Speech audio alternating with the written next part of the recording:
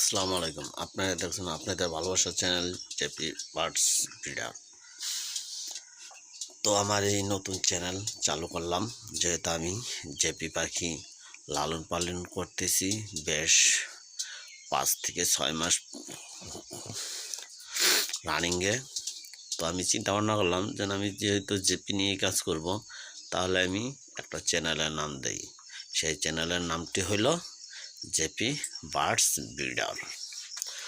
তো আপনারা JP birds breeder চ্যানেলটি সবাই সাবস্ক্রাইব করবেন প্লিজ, এবং বেল আইকনটি অন করে রাখবেন, যাতে পরবর্তী ভিডিওগুলো আপনারা নোটিফিকেশনগুলো পেয়ে যান এবং সাথে সাথে দেখতে পারেন।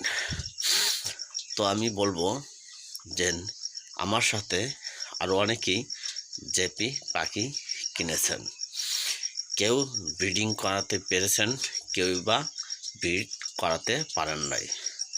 তো আমার এই ছোট্ট 2 জোড়া পাখি দিয়ে যেহেতু আমি ব্রিডিং শুরু করেছি, আলহামদুলিল্লাহ আল্লাহ তাআলার অশেষ রহমতে আমি এই 2 জোড়া পাখি থেকে ব্রিড করেছি।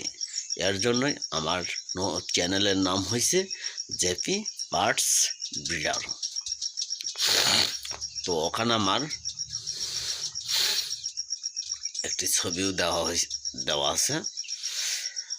যা হোক ভালো, আপনারা শুধু ইউটিউব চ্যানেলে যেয়ে দয়া করে জেপি বার্ডস ব্রিডার নামটি লিখে সার্চ দিলেই প্রথম দিকেই আমার চ্যানেলটি এসে পড়বে।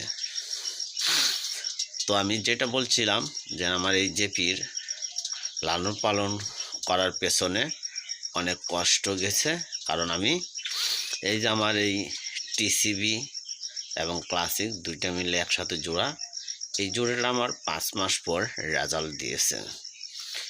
এবং এই যে এই জোড়াটা দেখতে পাচ্ছেন, এই জোড়াটা আমার 1 মাস পর রেজাল্ট দেওয়া শুরু করেছে। তার মানে এদেরকে আনার পর রেজাল্ট দেওয়া শুরু করার সাথে সাথে এদের রেজাল্ট পাওয়া শুরু করে দিয়েছি। তো যাই হোক, এত কথা বলবো না, আজকে আপনাদেরকে জানাবো যে এক জোড়া জেপি লালন পালন করার জন্য সর্বনিম্ন একটা খাঁচার স্ট্যান্ডার্ড মাপ। সেই স্ট্যান্ডার্ড মাপটা হলো দৈর্ঘ্য 18 ইঞ্চি, প্রস্থ 18 ইঞ্চি এবং উচ্চতা 18 ইঞ্চি। এরকম একটা খাঁচার ভিতরে আপনারা সর্বনিম্ন এক জোড়া পাখি লালন পালন করতে পারবেন। ঠিক আছে? তো আমি মাশাআল্লাহ